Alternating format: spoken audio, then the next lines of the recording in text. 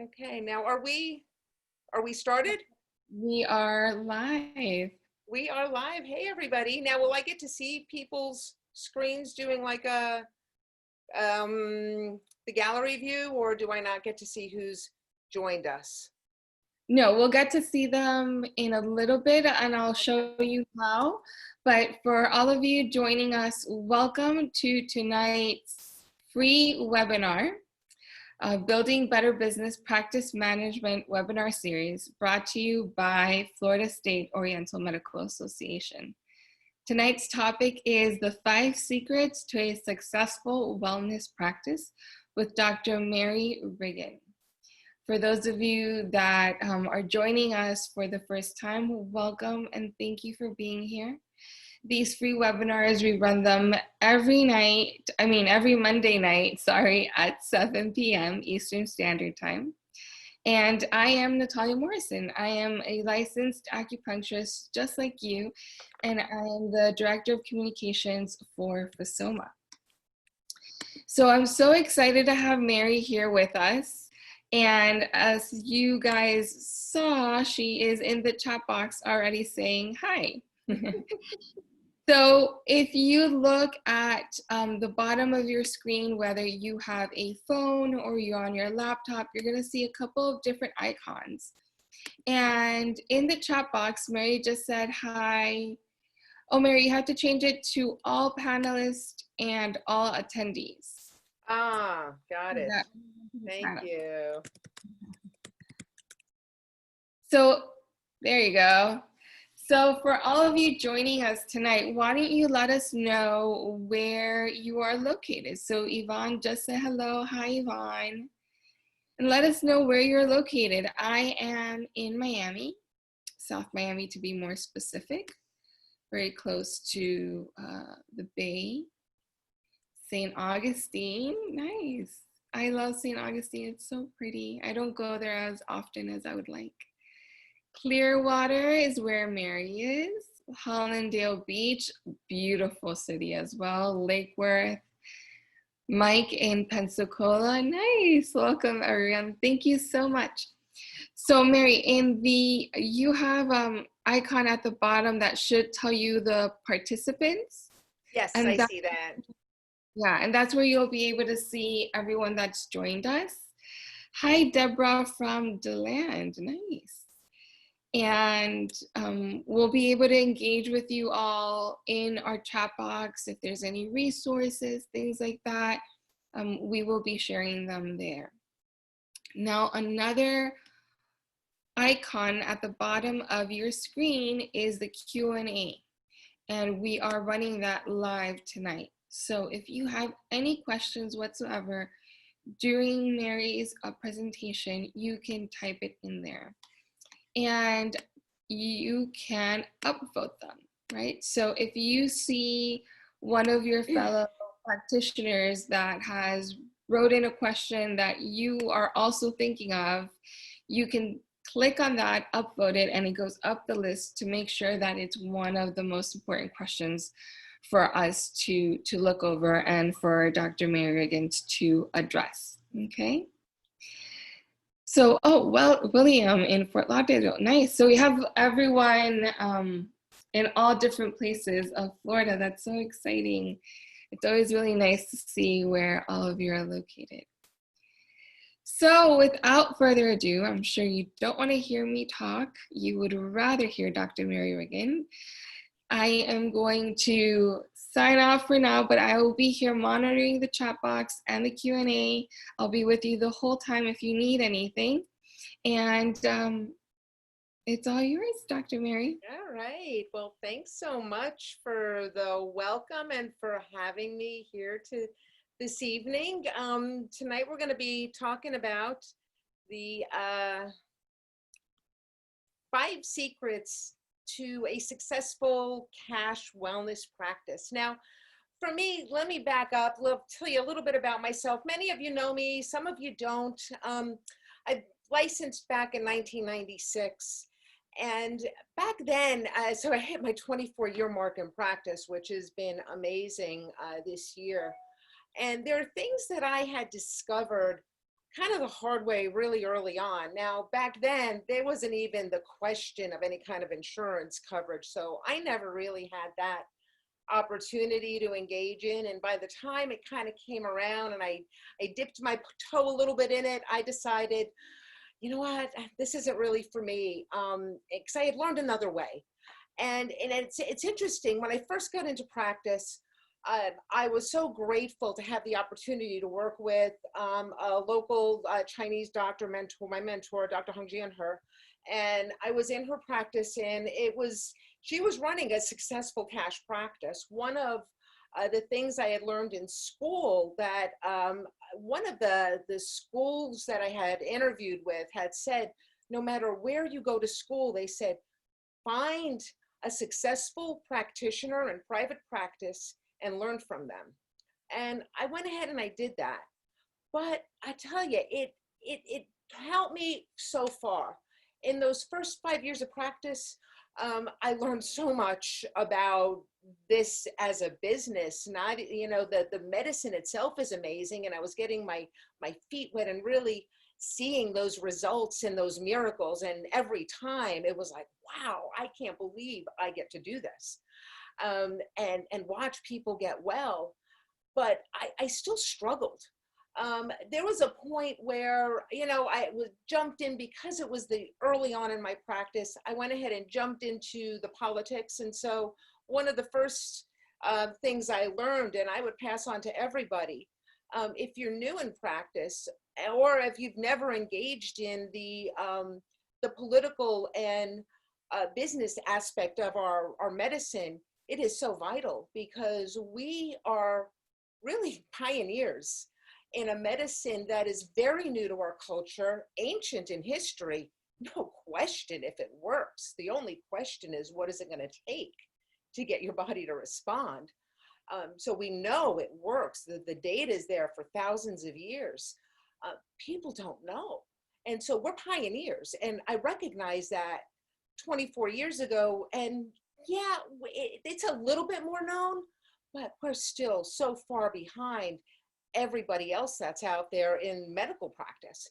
And so it's, back then what I was watching was, why are people running to the chiropractors? Not that there's anything wrong with that. I love chiropractic. Chiropractic was the gateway really for me to enter into natural medicine and enter into this profession. But what I saw was, here I had this amazing medicine and answers to problems that people were struggling with, whether it was migraines or hormonal problems, PMS, menopause, allergies, chronic pain, arthritis. I mean, the list goes on. You guys know I'm preaching to the choir here. But yet, what I was seeing is people not engaging in this practice. And I couldn't understand what was missing. Why wasn't this going as well? People would say, oh, just, if you can get rid of my migraines, I will send you everybody I know and you'll be busier than ever. And I'd be like, yeah, let's do this. And then, well, it wouldn't happen. I couldn't understand. But I kept at it, because I thought, you know what, people just don't understand. They just need to keep experiencing this amazing medicine. Well, it was probably about 5 years in. I had moved on, opened up my own practice, and, was just loving what I was doing, loving seeing the results. I was getting out to the community, giving the talks like we were taught to do. Just give talks and, give out your cards. People will come to you, they'll call. And well, yeah, it was hard. I mean, sometimes there wasn't enough money coming in the door to, barely keep things afloat. But I kept at it, because, I'm tough. I'm a New York girl, and you just keep at it. And eventually I knew this was such an amazing gift in the practice of medicine, what we do. But one day, I almost remember it to the day, I had this patient, and she was an older lady, retiree. She was doing great. I had heard about some people talking about doing, offering like these packages. And I'm like, well, I don't know. So I told this lady, it's like, you know what, let's do, a month of care, and I outlined like 10 visits over the course of about a month. And she went through those visits and she did fabulous. And she came to me at the end of that and said, you know, I'm feeling so great. Thank you so much for your help. I decided today that I signed up with the chiropractor I was seeing, and they signed me up for a year of treatment. And so thanks so much. I'm going to go do that now. And I thought to myself, what? What just happened? What just happened? And see, this wasn't the first time I had heard this.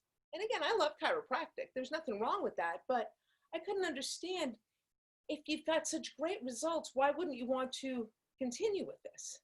And I realized I'm missing something. And it seemed like almost the next day I got a fax. Now, back then, we didn't get email spam. We got faxes or phone calls.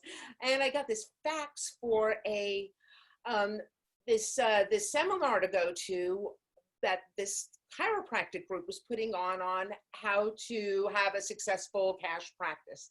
And I thought, you know what? If these chiropractors they're doing something, I need to find out what it is. And so I went and I listened, and it was about a 3-hour seminar. And one of the things that I came away with in that particular meeting, and this is one of the things that is vital whenever you're doing any kind of presentation in the community, whenever you're engaging with somebody about your practice, don't just give them a card. What I learned was make an offer to come in and give a specific choice. Like, hey, I can see you this week on Thursday or Friday. What's better for you? And so I went back after I went to that seminar. I had a class set up that I had been teaching that I had already, prearranged to set up at a health food store. And I would do these probably on like a monthly basis, every other week, do a class in the health food store, and just to try to promote what we were doing, the clinic, things like that. Well, at that class, I tried what was recommended to me to actually make an offer to make an appointment right there. Now, I had not done that before. I would just leave it with, thank you for coming. If you have any questions, I'll be here. And that very kind of nice, soft kind of thing we do. But I did that, but then I said, listen, if you would like an opportunity to see if this is right for you, I'm going to give you the chance to do that at no cost. We're going to waive any kind of fees, but you have to sign up tonight. And it blew me away, but I had like 8 people lined up waiting to book an appointment with me that night. I had never had that happen before, and I couldn't believe it. And so I booked these people in, and that week I went back to the same consulting firm and talked to them some more. And needless to say, I ended up signing up for some coaching. And I ended up learning what the chiropractors are doing. And these are the secrets to really building a cash practice, because these guys have learned how to do it. And honestly, between us, I think we have a more comprehensive medicine that has more history. And so there's no reason why we can't apply those same techniques and dynamics. And one of the first things I found out was, well, first of all, that was mind blowing, just making an offer. So anytime I would say tonight, next time you talk to somebody and you like, wow, I'd like to get these people, hang on a second, sorry guys. I'd like to give this person an opportunity to come into the office, make that offer. Just ask them, would you like to come in? We can set up a time. And it's amazing at how often people will be like, yeah, that sounds good. And nowadays with our cell phones, and we have I have my calendar, I can just pull it right up, and I can't tell you how many times I've booked a new patient right then and there on the spot, just because I made that offer. And so don't be afraid. Many times, I know for me, it was hard. The first time to do that, it was hard. It's like, well, what if they say no? They'll say, okay, I understand. And, let me know if there's any way I can help you. You move on. Well, what if they say yes? What if you're that miracle that they were looking for, and you just made that offer that said, yeah, come on, let's talk. Let's have a conversation. But see, that brings me to the next, one of the biggest things, and one of the biggest things that I found in really having a successful cash practice is I stopped selling acupuncture. I don't even like to call myself an acupuncturist. And why do I say I stopped selling acupuncture? Well, here's the thing. Nobody knows what it is. Nobody knows what it does. And we all know, if we've been trained and licensed, that one visit is basically what? One visit of acupuncture, oops, you can't see that, I'm sorry, is a spa visit. And so,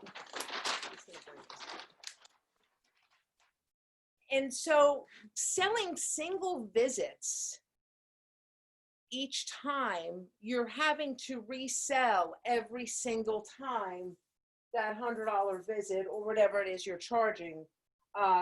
Anywhere, I know some were doing 40 visits all the way up to 100 plus, depending upon modalities. But what I found, and I again learned this from the chiros, was that going visit by visit, you're having to constantly resell, if you would, that visit. And it's kind of like, we don't, if you've ever, let's talk about like braces on the teeth and the dental profession for a minute. When somebody gets braces, their teeth are being trained. You don't buy one visit of orthodontia. You buy the package, you buy the 2-3 years, you buy the maintenance with the retainers, because what you've done is trained those teeth to shift, and now you got to maintain that. Well, what we're doing is training the body using our various modalities under the practice of Chinese medicine and all the diagnostic methods we have. We're training the body to shift how it is behaving and how it is acting, and going one visit at a time, or saying, oh, well, we'll start with, today and see how you do. Or one of the things I used to hear some of the teachers say when I was in school to the patient was, come back when you need me. And I often thought to myself, how do they know? How do they know when they need you? And so what I stopped doing, stopped selling single visits. And I stopped treating on the first visit. Now, you might say, what? But that's the experience you want to give them. If I was selling spa visits and an experience, it would not be $100. Have you been to the spa lately? You can't get out of a spa $300. That's not unusual. Oops, I gotta raise this up. I'm sorry, you guys. You can't see what I'm, okay, getting my camera. Okay, so for a spa visit, you might spend $300. That's single visits. And so, and I spent some, it's interesting, I spent some time in this salon industry and looking at this process and the money they charge. It's unbelievable what women will pay, what people will pay for beautification. And yet we are afraid to charge what we're worth. And so, like I said, selling single visits, whether it's a spa visit at $300 or a single acupuncture visit at $100, I stopped doing that, because the reality is, to get the result with what we do is a package. We need multiple visits. It's just like you go to the gym. You don't go once. I didn't go do yoga once. I didn't do Pilates once. I went back. I kept training my body. What we do and what we need to educate our people with is, how do we communicate the fact that you need more than one visit, or that these single visits. So here's basically what happened. I learned a process. And so I had to get more education. I had to stop selling acupuncture. I had to stop selling single visits. I had to start educating patients so that they would understand what this even is and can do for them. I had to stop doing acupuncture treatment on that first visit. So here's how it goes. And I'm just looking at the panelists here. Are we okay, Natalia, with our volume here? Do I need to do something? There's one particular person that's having an issue with being able to hear you. Is there anyone else that's joining us that is having an issue with the volume? And I personally can hear you okay. It's pretty loud and clear on my end. Okay, I didn't want to keep going if nothing's getting, if nothing was working. Okay. It sounds like everyone else, there's a couple of people. If you are having issues with audio, Okay, we are thank you. recording this, so you'll be able to rewatch it later. Okay, very good. Yes, the Singer method. I actually ended up training with David Singer for many years. But here's the thing with him, and here's how I kind of, you know, some of his stuff, and if any of you have ever been to one of his seminars, you know how he is. I would highly recommend going to at least one. I found many of the methods extremely helpful and valuable. The ones that I didn't like, I didn't use. I am not running $1 million practice. I am not running to a fault that hard sales like sometimes they do push and you know, I used in it what worked for me. Personally, I'm not a big fan of hard sales. I don't want a patient that I have to like really push, because to me, they're going to be a pain in the neck to work with anyway, and I don't have the patience for that. I want to work with people that want to get well, that want to get healthy. Okay, there was a question that asked about how does a package work for us to take insurance in addition to a cash? What I would say is I don't know. Once you get involved in the insurance thing, you've got insurance rules and regulations that you've got to be careful with. And I would just be aware that you've got to be careful with not breaking any of those and make it a clear distinction. But here's the thing, and here's what I find, and again, I can really not speak to insurance because I never did it. Way back in the 90s, I did PIP for a very brief period of time. That went away, never jumped into it. I learned another way. And what I learned is really how to, first of all, communicate with somebody. And I stopped selling acupuncture. What I started doing is selling solutions to people. And so they would have a problem with a migraine, or they would have a problem with allergies, or they would have, and it doesn't matter. You pick what you like and get good at it. And so I would say, here's the problem. Here's the possible solution to that problem. And learning how to communicate that to somebody in real English so they understand. The other thing, one of the big things in scheduling that new patient and that evaluation, when I do an evaluation with somebody, this is typically about a 1-hour visit. And what I do here is I go through with them who they are.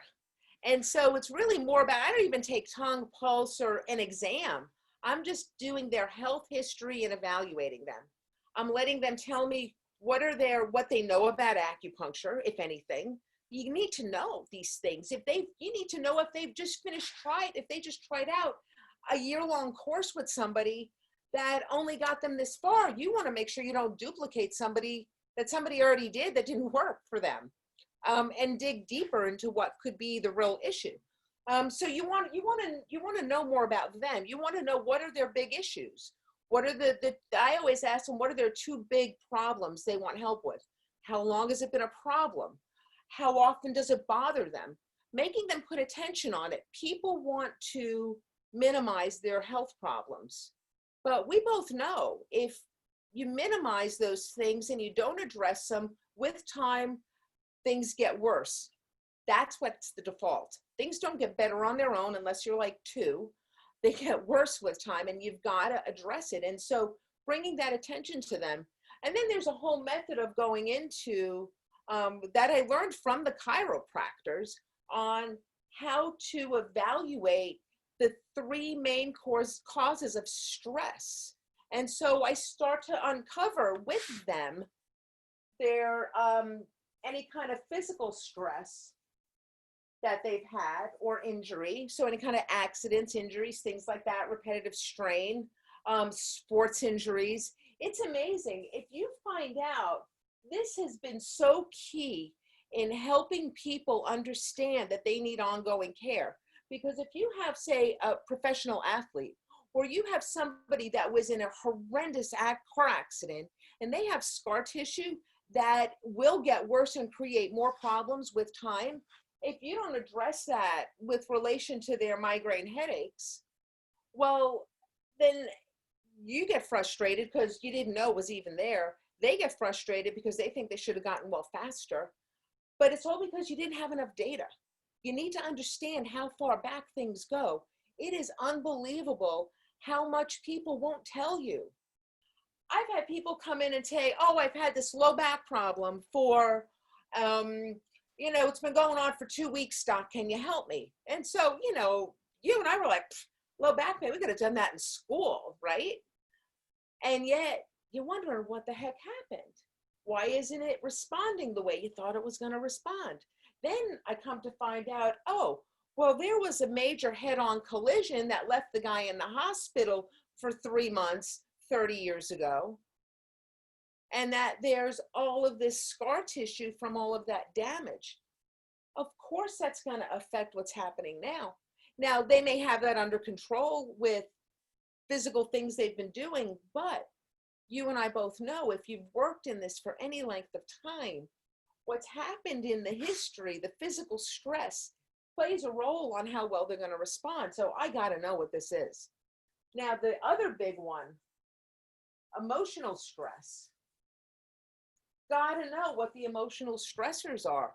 And then this gives me an amazing opportunity for educating about Chinese medicine and how the organs and the emotions are linked. And so, see, while I am evaluating, I'm also educating about the practice. And so it's not just me talking, they're talking to me. And so there are actually, for many of them, for the first time, they're feeling like they're being heard by somebody and somebody's acknowledging them. And this is huge for them.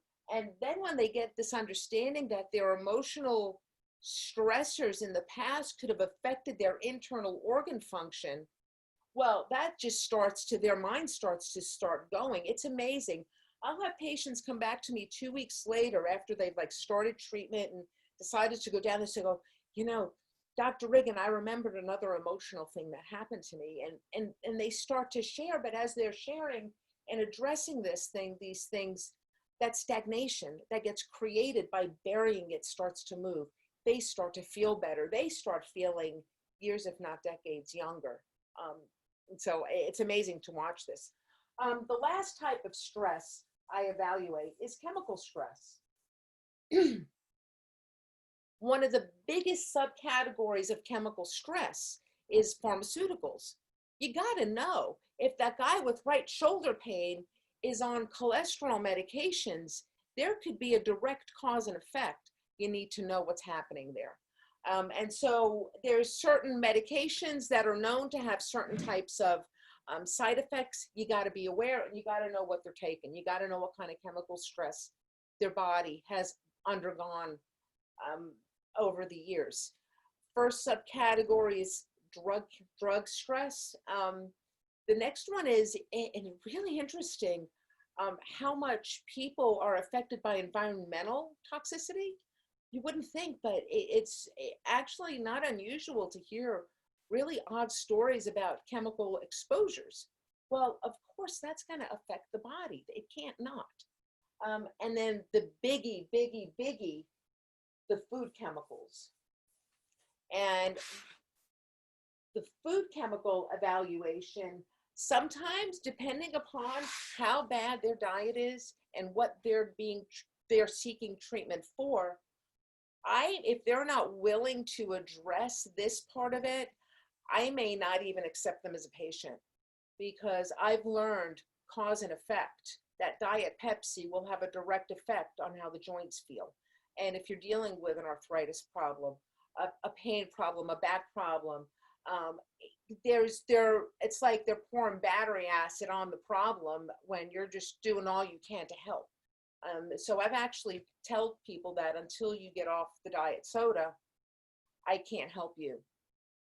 And so, but that's me. These are the things that I've learned with some of the people. But in evaluating, my point is, get the data. Know what you're really dealing with. If somebody is living on fast food, you're going to have a harder time getting a result. I'm sorry. It's just physiology. The fuel has to be at least kind of decent. And we can't assume because somebody says they eat healthy that they actually know what that means. But that's another class. So this is what my first, from here, in that I'm still on that first day visit, I then ask them about their sleeping patterns. If they wake up during the night, if it's difficult to fall asleep, do they wake up refreshed? And then I'll also go into with them what other things they've tried. I've got to know, what have they used, what natural methods, if any, what different things, because again, I don't want to duplicate what somebody's already tried and didn't work. I also want to know, well, they think they've tried everything, but they never tried cupping, as an example. It's amazing how we cannot assume just because somebody saw another acupuncturist that they did the things that we would do. Because remember, our medicine is as much of an art as it is a science. And so there's many roads and paths to achieve a goal, to achieve a result, and they are all appropriate in the hands of a healer. And you guys are here. You guys are healers. And so, embrace that. But, it's important to get all this information. And as you're going through this process, what I find is that the patient is just blown away because they've never learned so much about themselves in this kind of a meeting. And so from there, what I do then is I say, okay, so I will review their basic issue coming in, and I'll say, here's what I think. We need to do an exam. We need to do 3 acupuncture treatments, and we're going to do 3 Twina treatments for this back pain as a trial to see what is it going to take. I don't promise anything, and I don't say we're going to fix anything in 3 visits, because 3 visits is really a trial to see if they're the right kind of patient for my practice, if I'm the right kind of doctor for them and their needs. And so through these 3 visits, so then I tally up what the costs are, and I offer them a total price. Now, this brings me to not charging for individual visits. And so it's, in my opinion, what I have found is that it's actually a disservice to make people pay each time. You're like, what? Hear me out. So I didn't come to this right away. This is a more recent understanding. But when I first learned how to do these, and so I always do multiple modalities. I rarely do just a single acupuncture treatment. Usually getting some kind of Twina work, some kind of an energy work.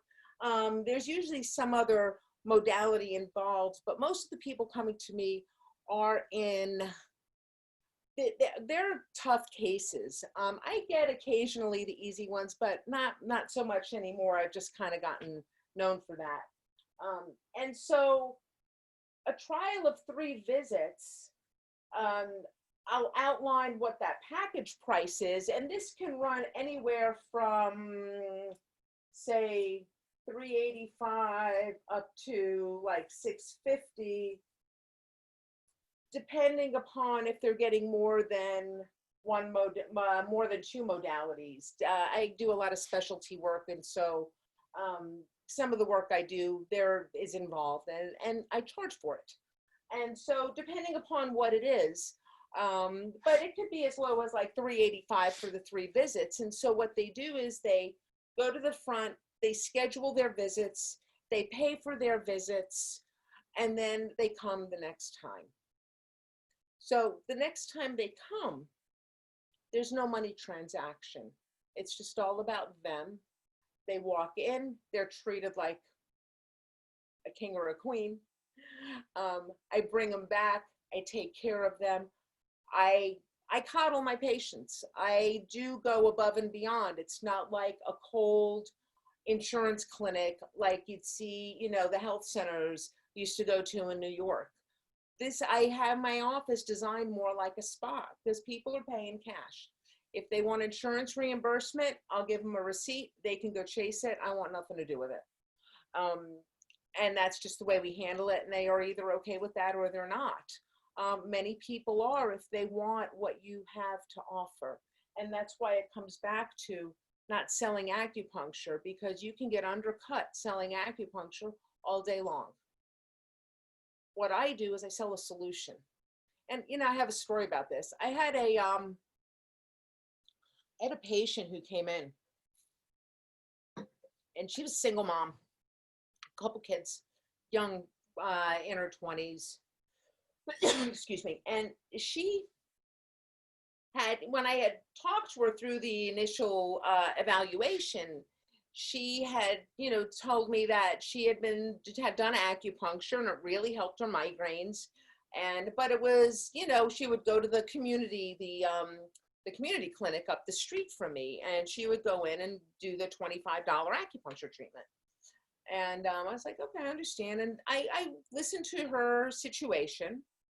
And when I outlined her program, I said, listen, I go, you know, for what you've got going on, this is what you're going to need. And this is what it's going to cost. And it's nothing like what you've done before.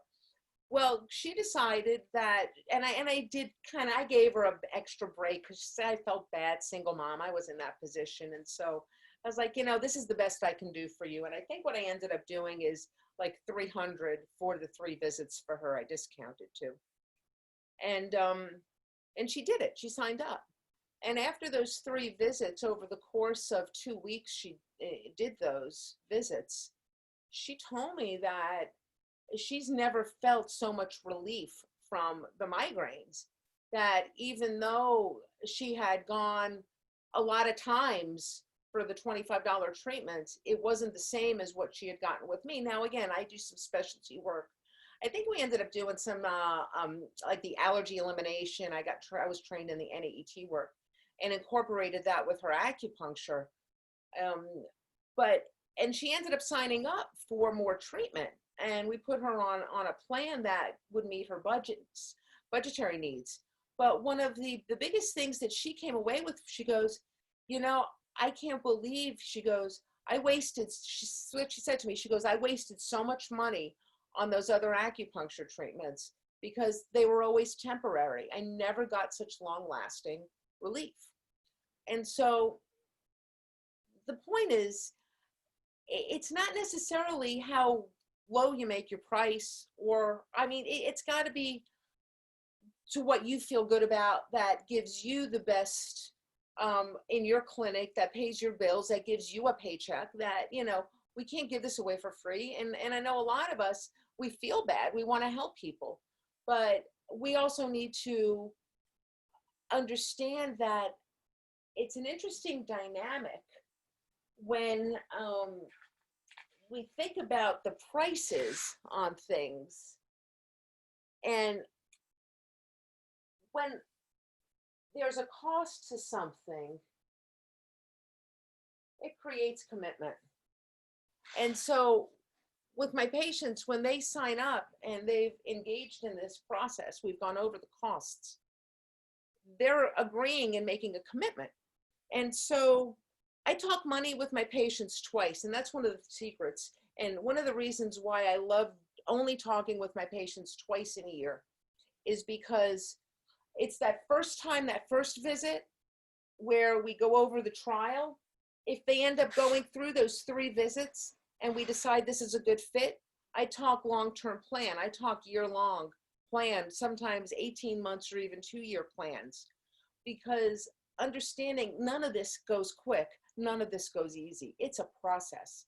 But as we continue on that process, I know from personal experience, I'm healthier today at 57 than I was at 27. And that's because of natural medicine, not because of anything else. The Western medical community would have already killed me by now, I'm convinced. If you want to hear that story, that's a story for another time.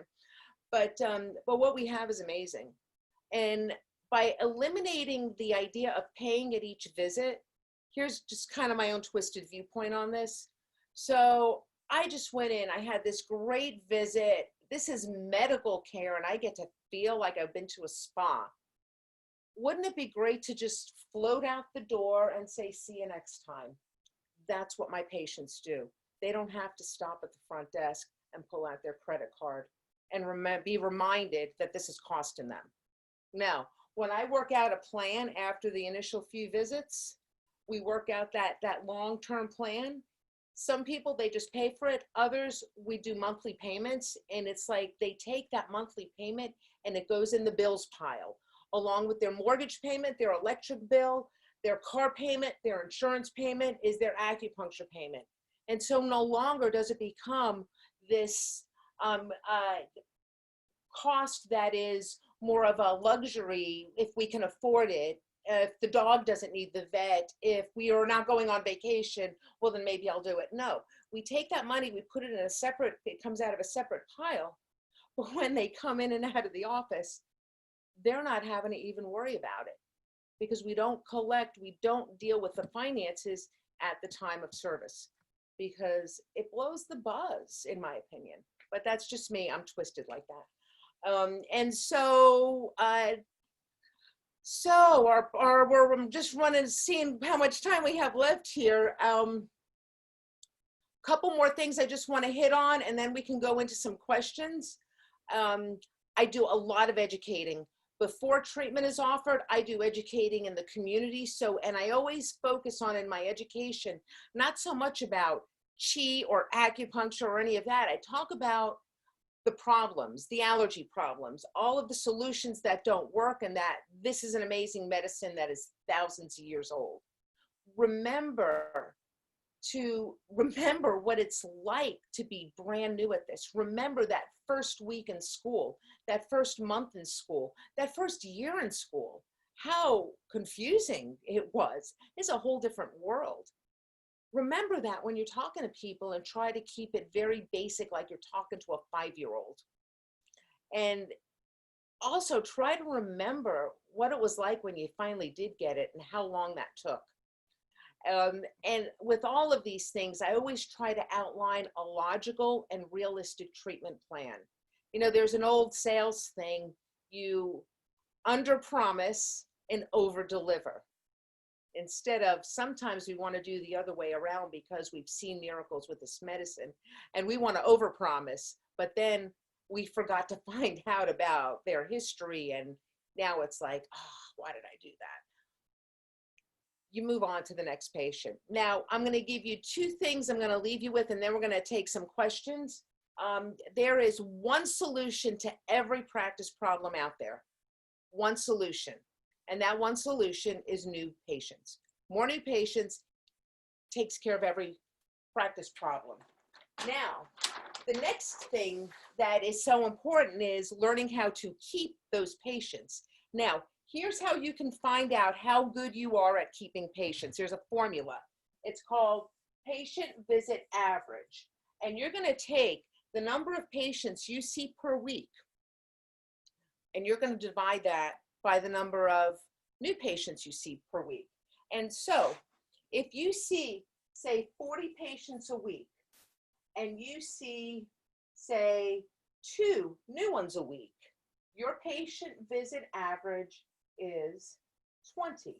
That means on average, the average patient will stay with you for 20 visits.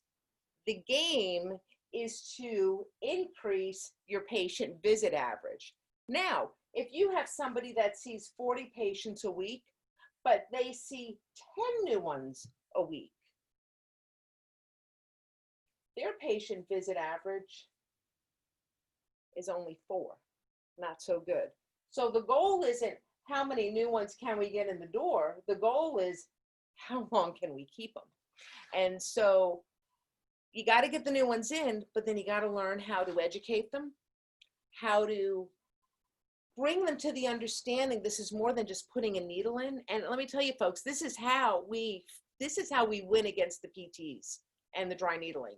This right here is how we win. By stop selling acupuncture and move forward with selling the medicine and the diagnostics. Oh my God, when you sit there and you feel somebody's pulse and you tell them how tired they are during the day, and you and I, that's rudimentary. Any newbie can feel a deep sinking pulse. There's so much fatigue out there. You tell them how tired they are during the day and they didn't tell you, they're like, oh my God, how do you know this? You look at their tongue and you tell them about themselves. We completely eliminate any kind of issue with dry needling coming in against us in our space. We can rule this natural health practice. It's just we've got to step up and really practice what we know. All right, so there's a couple of questions here in our how many visits in a package. I'm gonna give an example of a 12 or 18 month package looks like. Sure, okay. When people move constantly, I do smaller packages. I'll do a 1 month. I'll do, or I have people that are in and out of town, the area, and I'll just say, well, we bank it. It's yours until you use it. See, it's not a use it or lose it. So if I do, okay, so something that might look like a package. And the way I communicate this to people is I'll be like, okay,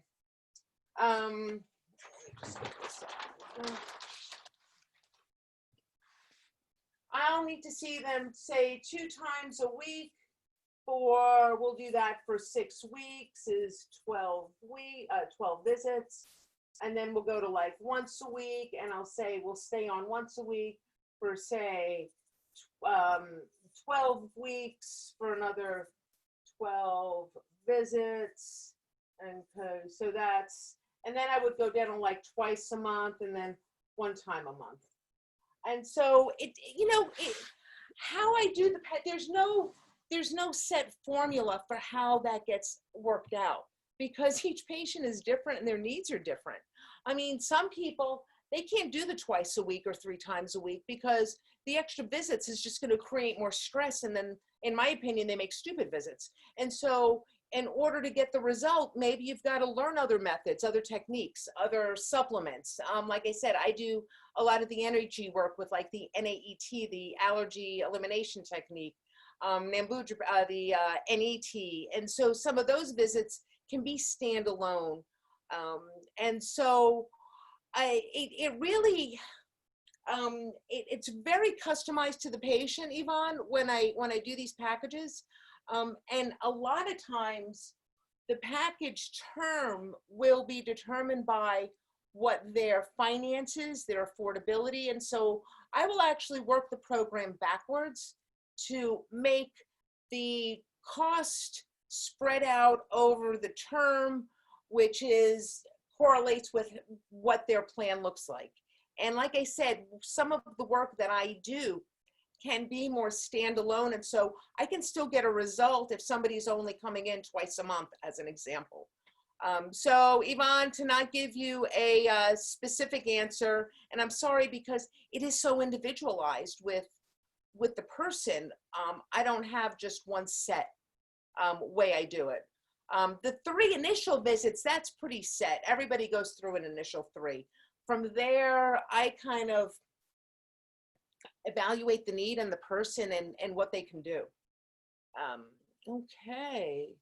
South Florida, okay, we already answered that. Hey, any other questions? I'm just looking at the chat here. The questions here. Okay, we've already had that one. How many visits in a package? Do I have a time restriction? Again, I don't do these packages the way the gyms do them or the trainers do them. And it's not like, oh, you get a 10-pack for $1,000. The way I do the packages, it is very specific to that particular patient's needs based on the modalities that they'll be utilizing. Except for herbs and supplements, I never try to predict the cost on that. I just tell them, if you need herbs, that's extra.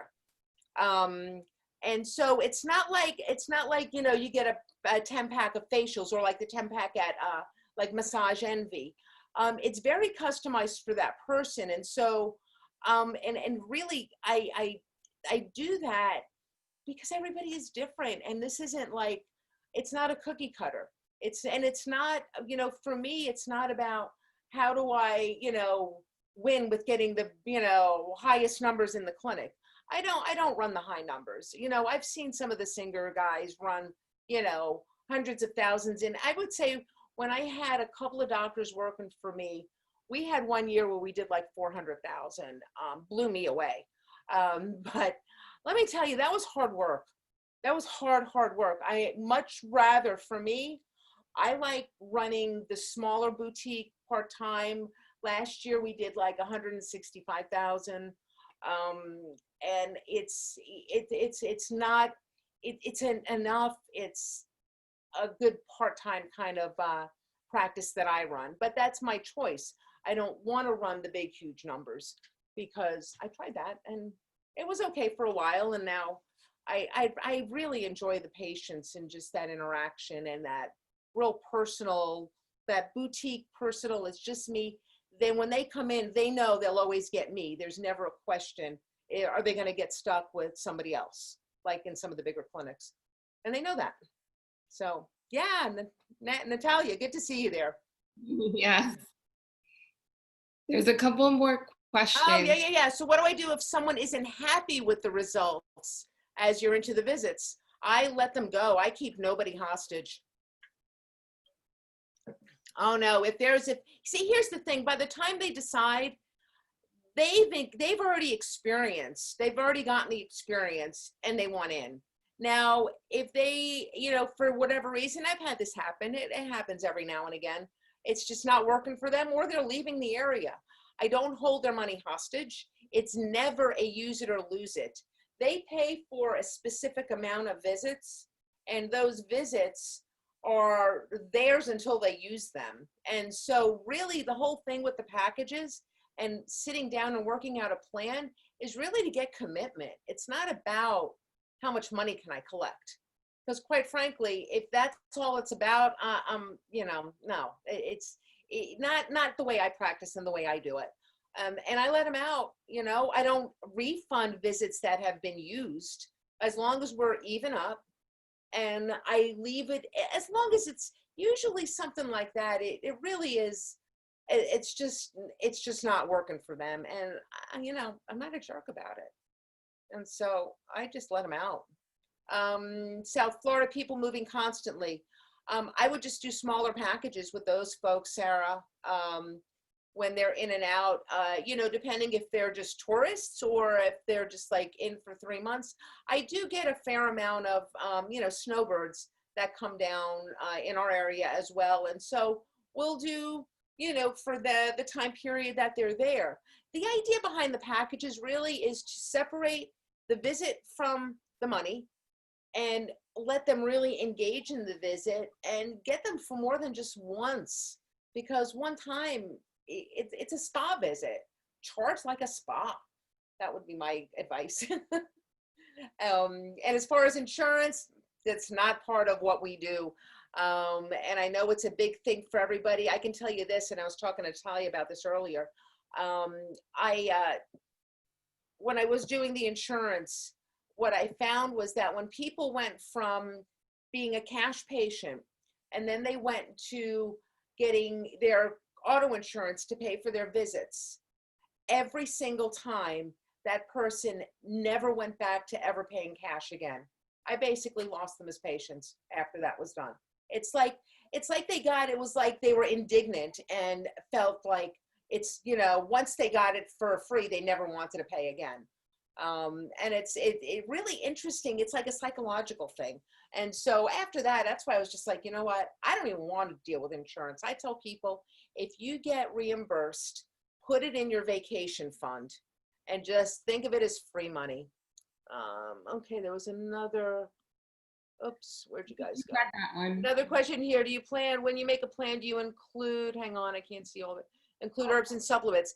With those, the herbal medicine, that's separate. The treatment, the packages are for treatment, but the treatments themselves, not for any supplements, because that's too unpredictable. And so, and things change, you know, people's needs change, dosing. And so, no, that, and I explain that to people, you know, and here's the thing, I'm always extremely upfront when I work with people with the finances. And I tell you, people appreciate that. I know when I was a patient in chiropractic, I used to get so upset when I was first learning about this. I think it's going to be one price. I get to the desk, oh, well, you did diathermy or you did e-stim, and it's going to be an extra $40 today. And I'm like a single mom trying to make ends meet, and it would upset me tremendously. I'm like, you know, it would be nice if the doctor would have commented on that or mentioned that. And so I always feel like for me, I like to treat my patients the way I want to be treated. I'm very upfront with costs, prices, and all of that. And you know, and it's either you do it or you don't do it. It's, you know, it's all good. So. I got a question that came in. Are you currently seeing Yes. in your clinic with COVID-19 being an issue? How has that impacted your care and practice? Hey, Mike. Yeah, good question. Well, I, like most of you, or many of you, not everybody, closed. I did shut. My last day in the clinic was March 25th. I opened up, 2 weeks back in, I opened up to a full schedule. My office man, what was interesting, and that's a really good question, because see, with these packages, and you know, a lot of people, they don't have like an upfront, oh, you know, $1,500 or $3,000 or $5,000 to just pay for a treatment plan. And so I'll put them on some kind of payment plan. And again, I don't pull credit. If I'm willing to do that, if I'm willing to engage with this person in my office, I trust them. It's on a handshake. And I've been doing it like this ever since the first crash back in '08 or whatever that was. And I've had a couple of them go south on me, but to be honest with you, when I agreed to do them, I knew they were going to go bad. But anyway, back to this. What was interesting, I didn't see patients. I did I did a Zoom meeting, and I actually created a virtual learning program over that 6 weeks, that first 6 weeks that we were closed, in teaching them how to do medical Qigong that I pulled out of my medical text and encyclopedia, my TCM encyclopedia set. I taught them how to do some self-acupressure. We did some food lessons, and some other fun things like with the foam roller, some theory lessons on the immune system. And so I kept busy and kept patients that really need hand-holding, I kept them engaged with a virtual program. The kind of good part of all of this is now I have a program I can sell, which is kind of fun.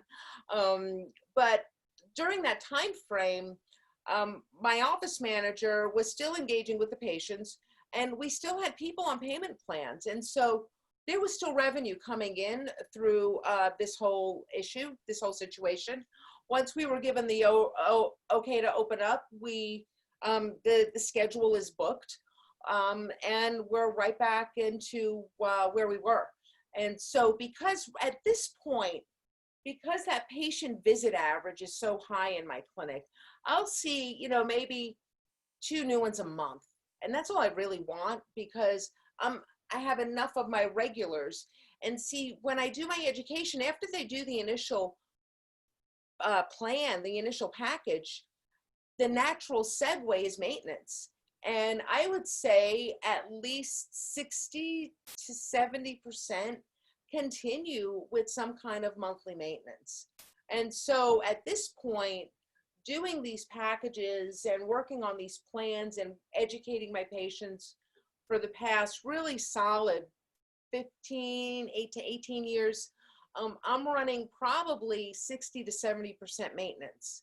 And so for me, I was pretty solid. I know for a lot of you, it's horrendous. And so the game is going to be, how do we get new people in the door? How do we reach them? And there's a lot of different ways to do that. And so to answer the question. Oh, I deleted it. Let me read it again. Yeah, I'm reading it right now. How has that impacted my care and practice? We've just, like everybody else, the extra stuff we have to do. I mean, honestly, I always changed my clothes after work, and I always washed my hands between patients. I mean, we always clean the rooms between patients, and and so there hasn't really been much change as far as our cleanliness standard has always been extremely high. But again, we're in a spa-like environment. It's like I err on high end. I want everybody to be safe, including myself. So really, yeah, we were down in cash. We got the SBA loan. Hopefully that'll get forgiven by using it for payroll. We have been using it for payroll. But, because of the solid foundation I built my practice on, this COVID issue won't shut me down. It won't destroy. We're rebuilding, but, and it's, it's a little bit tough, but nowhere like I know some have been affected by this. And I'm very grateful for that. And it's something you guys can learn too. And so on that note, any other questions? Natalia, thank you so much for this opportunity to share all of this. Yeah, no, this has been great. Like I shared with you earlier, I do insurance. I'm currently in network with 2 insurance plans. And because of, like Mike asked, how has the COVID impacted the practice? For me, a lot of insurance plans they're shifting and they're not accepting insurance or acupuncture. There's no acupuncture benefit, or they pay out is really little. And I contract a biller. So financially, the way that I've structured it right now isn't even making too much financial sense. It is making more practical sense, but not financially. Yeah. So it was really great to hear the way that you run your practice and how compassionate you are and how flexible you are with. Sounds like you create a practice tailored, a package tailored for each patient depending on what they come in. The structures that I've learned before, it's create like a package of 5, a 10, a 20, or and then keep it that way, and that's what you sell or offer to everyone, universally the same. But what you're inviting us to is to be flexible and to create for the patient and tailor for the patient rather than more of a self-centered business structure, for lack of better. I wouldn't go that far. It's just what we know. It's what we see in the spa environments. It's what we see out there. My only problem with that is that would be great, Natalia, if people knew what acupuncture was. Yeah. Nobody knows what we can do. Nobody knows that you can keep your lines gone for 20 years. I was 38 when my frown line popped up, and I've been keeping this gone thanks to Virginia Doran and back in the 90s when I took her class on facial rejuvenation. I mean, people they don't know what they don't know, and this is the problem. Yeah. And this is why it's, if we just educate the patient and then work with them, I find like working with that monthly budget, people can get behind that. And let me tell you, people buy the stupidest things because the monthly budget will fit it. Yeah. You've done it. I know I've done it. We've all done it. And so My thought is, you know what we're selling is so much better than all the stupid crap people are buying, and they're doing it all the time. But I can work out a plan for $200 a month that somebody can get from point A to point B. So, but we need to do this again sometime, guys. I know we're running out of time when we promised an hour. There's many more questions that came in. Oh, okay, good. Mike says, do you both wear face masks during the visits? Yes, I personally do wear a face mask, and I do follow CDC guidelines. I'm not going to answer that question. Yeah, because that's not the topic for our. No, it's not the topic, and I'm not going to get into the COVID PPE and all of that ish. That I think did you guys do a Infection video? A thing like that? Yeah, let's kind of keep it on topic, guys, because that's I've learned that going down the rabbit trails doesn't serve anybody. Okay, one question. You don't charge for that first visit. Where do you get? Okay, that first visit. Here's the way I do that. It used to, now if I have, say, a class I'm giving at the health food store, and I tell you, that is the place, if you want to get good people to start talking to, just set up a class at the local health food store, and whatever topic they want you to talk about. Just don't tell people, if you're talking at the health food stores, do not shoot yourself in the foot and tell the people there how bad the supplements on the shelves are. Just, even if they are, you just shut your mouth and you just talk about your thing. I've seen this happen. Natalia, you're laughing. You would think that would be common sense. It's not, because I understand half the supplements on the store shelves are full of petroleum byproducts and blah, blah, blah, but you don't say that when they're hosting you. Yeah. I laugh because I have struggled with that. Being in those health. But here's the thing: you've got to just, you go there. You're there for that one or two people that is going to be right for your clinic. Yeah. And that's okay. And so that's yeah. Here's the thing. So as an example, when I give a presentation, I always give that first visit for free. If they find me on my website, and I'm going to type in my website here to you guys. You can go check it out. I have a video right on that website. It's about 12 minutes long, explains what I do, goes into this little graph about health and lab tests. And then I give them an opportunity to buy that first visit at a 50% discount. Now, I charge when they're what they call cold traffic, or because I used to just give it away to everybody for free. What I found with the land of the internet, it winds up being a lot of wasted time. What I do is I offer that to somebody that's never met me before, doesn't know anything about me, has never had an interaction, has never been to one of my classes. I charge for that visit. I usually do a 50% discount if they go to the website and watch the video. So instead of it being 190, it's 95.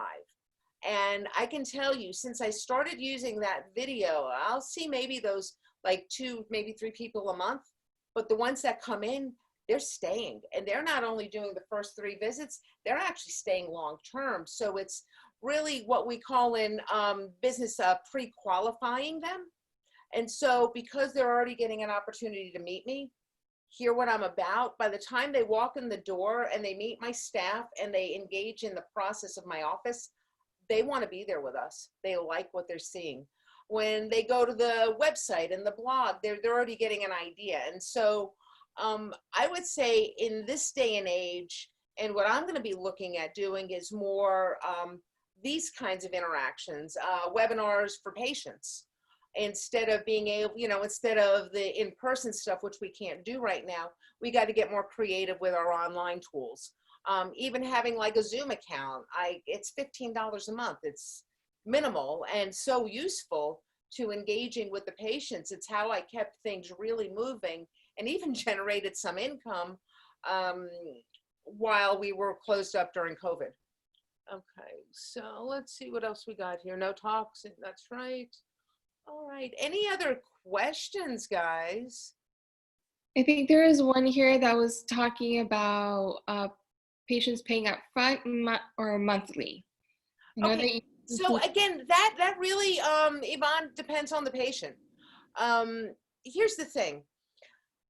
Depending upon the interaction I end up initially having with them, and it really is tailored towards them and how well we engage as patient doctor.